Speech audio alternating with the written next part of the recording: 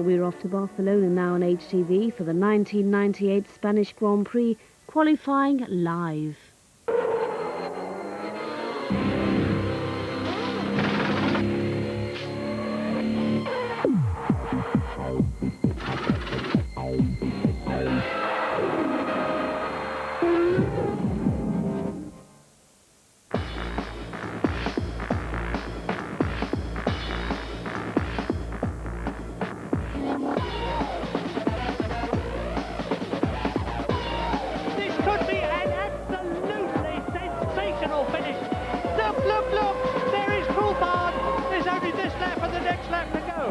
Okay, David, keep your head.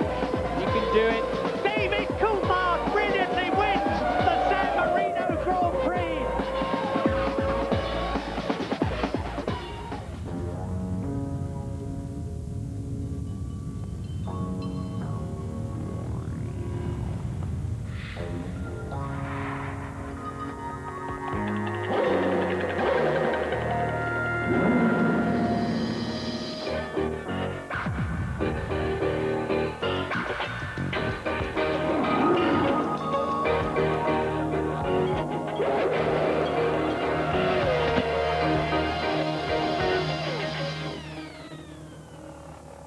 We've got a flawless, very warm day at the Catalunya circuit in the hills to the north of Barcelona.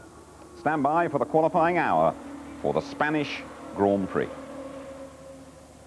And welcome to our trackside studio. Now, before the season started, David Coulthard said he had to match the consistency of Michael Schumacher. This weekend, the likeable Scot has got to be consistently quicker than his teammate, Mika Häkkinen. But so far in Spain, it's the Finn who soared to the top of the speeding charts. David Coulthard is with James Allen. Well, David Coulthard had a bit of a problem in the Saturday morning session, lost about 38 minutes. David, has it been much of a setback? Yeah, you know, I'm a little bit behind as we arrived at this track on Friday anyway, so I really needed the track time.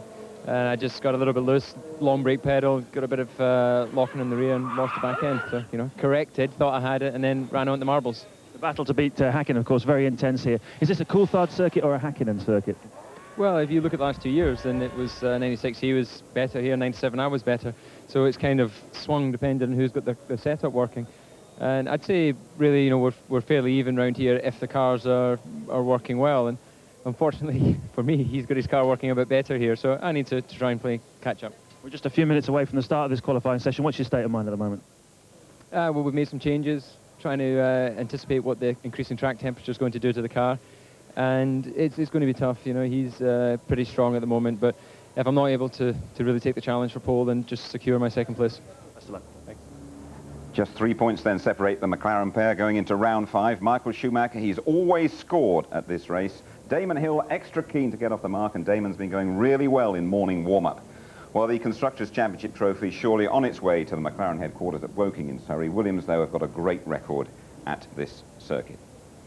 Okay, then Tony Jardine is with me as always. A special welcome this weekend to Derek Warwick. Hi, Derek. Thank you. 150 of these Grand Prix or so you've actually driven. We've seen David Coulthard there. How important is it for him to get a back-to-back win here? Well, he's got to keep the momentum from Imola. You know, he was outrunning Häkkinen the whole weekend at Imola, and he's got to come here. He's got to stamp his authority because there's a lot of mind games going on in the McLaren pit at the moment. Although they have the best car, they're going to win the championship. It's now between Mika and David who's going to win the championship. So there's a lot of mind games going on, and it's important for David to go out there, take the pole and win the race. Tony, lots of the morning papers back home have got to Damon Hill endorsing David Coulthard as a future world champion, the world champion this year. Do you go along with that? Yeah, I do, but I also go along with what Damon says, and that is he's got what it takes, but he's really got to concentrate. He's got to get the consistency, and he's got to do his own thing to be able to do it. I think Derek and I discussed it earlier on, because one of the problems is, as you know, that he's gone off a few times, lost a bit of track time here. He crashed at the end of testing last week, and it's not done a lot for that up there. And we're talking about mind games, as Derek said. Well, I think if you look at the way the interview went just now, he's almost accepted he's going to come second in qualifying. And that's strange for a driver of his calibre. You know, you think he would be, you know, very proactive and think, right, I can go out there and beat Mika. because he knows he has to beat Mika. But that interview says he's going to come second. Not what we want to hear, really, is it? Not really. Okay, well, this particular circuit is almost like a second home to all of the teams. They test here extensively. It's relatively new. It's one of the quicker circuits we visit. Last year, the tyres got a right old chewing. Okay, here's Martin Brundle's view of the Circuit de Catalunya as we go round with Mika Hakkinen. Just under 3 miles, a circuit that tests the designers as much as the drivers. Mika Hakkinen's been fast around here. Let's join him. You're building up to 190 miles an hour, trolling along the pit straight, nothing much to do. The first corner's easy to see, Elf Chicane, down to third, 75 miles an hour. The curbs are very smooth. Power easy on the exit, fourth gear, the Renault corner. It's a long right-hander. You can let the car run wide. Up into fifth, building up to 170 miles an hour before Repsol. Turn in early. The circuit has a washboard effect. It's a little bumpy. Now you can let it run wide. Once again up to 150 miles an hour, heading downhill into Stayat, so brake a little bit earlier. 60 miles an hour on the apex. Wheels will spin on the exit. Build up to 160 miles an hour towards turn 5. Now you halve your speed to 80, but don't brake too hard and too late. You need to be smooth through here. Heading once again uphill to the best corner on the circuit, Campsa. Tremendously fast, 120 through the apex, 150 on the exit. A short straight towards La Caxa, building up to 185 miles an hour. Now down into second gear, just 60. Stay inside, there's more grip. Now it just keeps turning left towards Bank de Sabadell, the hairpin. Third gear. You see the washboard effect again. Look at Hakkinen's steering wheel. Now power on the exit, correct the oversteer. Two fast right-handers sweeping downhill. The track falls away from you. Up to 150, down to 135. The last corner, hang on to the steering wheel. The start-finish line is ahead of you.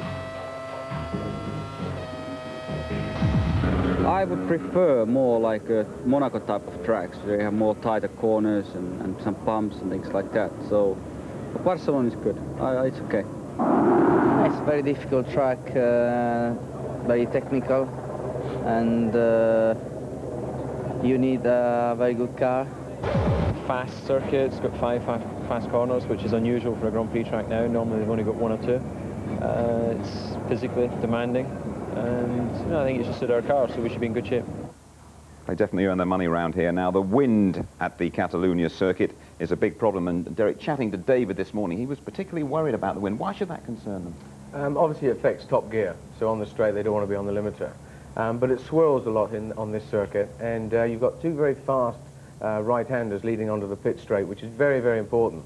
And if the wind is going one way and then the other way, they can't be consistent. 1 minute they're laying into the wind, and maybe then the wind is going away from them, which completely changes the balance of the car. So, you know, they're not really sure when they're in the car, and they have to attack, as we see here now, so it can affect the car's balance.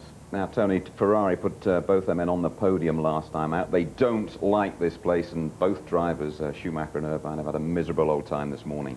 Yeah, Schumacher has a 100% record here, and in '96 he did it with a real truck of a Ferrari, but that was in the wet, and we all know he's the rain. In terms of scoring points, the record, yeah, exactly. But this is a track where Ferrari have never really succeeded, especially in recent years, because the car has not been strong aerodynamically, and you need a strong, balanced aerodynamic car here. Also, the problems that both drivers have talked about is an incredible build-up of temperatures in the car, which produce adverse effects like this, with Irvine going off this morning. He knocked off his nose wing here, ran off over the top of it, and got back onto the track somewhere. And he went off later on as well and got back onto the track. There is Schumacher standing by his car. That went off in an electrical failure. They're having trouble with the brakes. They're having a miserable time. It's a bit of a jinx track for them. And they're not making the steps forward they want. Here is Irv going off later on. Lack of adhesion, lack of traction there, and aerodynamic grip. And also Irvine not comfortable this weekend. He has got hip problems. He did have to have an injection before the last race, getting bounced around there in the gravel trap. Okay, well, if you were with us at the San Marino Grand Prix, you'd have gathered that none of us liked the wings the cars were sprouting, and the governing body obviously feels the same way. Ferrari and all the others have had those wings clipped. Effectively, they've been banned from F1. So the ugly X-wings are gone, banned by the FIA on safety grounds. But Ferrari have developed a revolutionary new exhaust system, which is being run for the first time this weekend.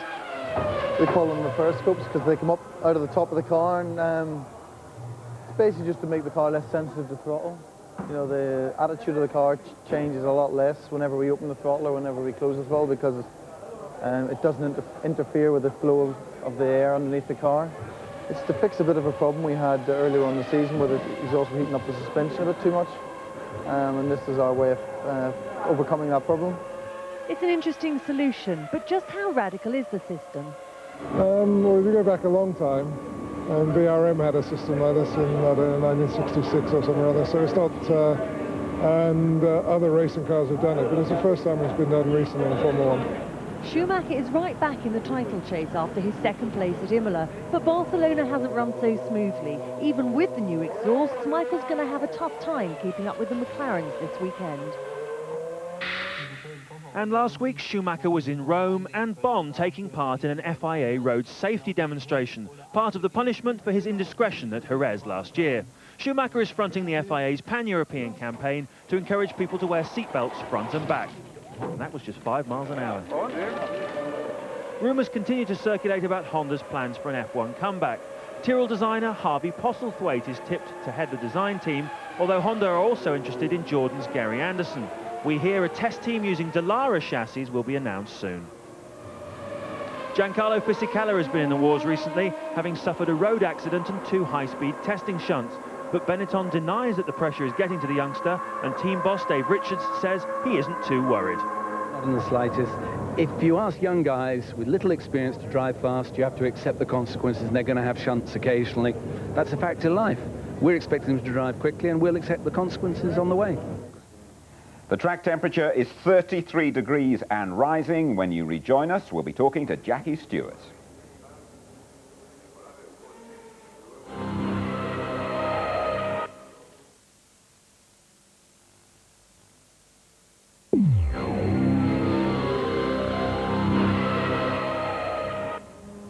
Welcome back to the Catalunya circuit on the outskirts of Barcelona. The qualifying hour for the Spanish Grand Prix is now just a couple of minutes away. Beautiful conditions and a very decent crowd gathered here as well. Well, it's been a pretty miserable season so far for the Stewarts. A couple of 10th places, all that Rubens Barrichello and Jan Magnussen have managed, but a much more encouraging morning for Jackie Stewart and his team. Jackie talks now to Louise Goodman. Okay. Jackie, things seem to be looking up. Rubens was 6th at the end of the session this morning. How have you managed to turn things around? 2 things. We've got the chassis working very well due to a very productive 3 days test that we had here in Barcelona last week. And the setups have matched up pretty well from our experience of those 7 or 8 days ago. Secondly, we've got a new Ford Phase 4 engine for Rubens here. And it's producing a little more power, getting more revs, which is more important. And it's just allowing the car to be a more drivable racing car than it was with the Phase 3 engine, which unfortunately Jan Magnussen still has in his car. What about Jan? There's been a bit of speculation about him lately. Well, there has been, mostly by the media, but obviously we're very concerned that we've got to have 2 drivers in the team that are competitive and capable of picking up top 10 finishes or even World Championship points. Jan Magnussen needing a good performance this weekend. Okay, settle back and enjoy the qualifying session for tomorrow's Spanish Grand Prix with Martin Brundle and Murray Walker. As we just take a look at, I think that's Michael Schumacher probably grinding to a halt there.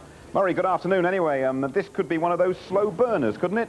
Yeah, it's Michael Schumacher doing a bit of a slow burn there. His master switch packed up, actually. That's the technical answer to what happened to him. This is from this morning, of course. And as we've already established, both the Ferraris had a bad time today. Eddie Irvine going off and removing his front wing. Michael Schumacher losing a lot of the session and not doing the car much good with that jolting around either. But apropos of what you were saying, Jim, yes, we're in a 60-minute qualifying session for tomorrow's Spanish Grand Prix. All the drivers are allowed 12 laps. You have to do your fastest lap within 107% of the fastest driver's time in order to qualify. And it may be, I hope it won't, but it may be quite a long time before somebody comes out, despite the fact that I hear engines roaring in the background. And that, frankly, is because the Barcelona-Catalunya circuit is used for a lot of the winter testing. And the result is that the teams have been here several times already, their cars were honed virtually to perfection before they arrived here. For instance, when I was at the first test here earlier this year, the McLarens were doing a sensational 1 minute 21, and this morning Mika Häkkinen went round in 1:20.8, so they've gained 0.2 of a second in that time. That's the McLaren boss, Ron Dennis, incidentally. And the news is that I'm going to make an absolutely astounding prophecy, and that is that his cars, Ron Dennis's, will again be on the front row of the grid.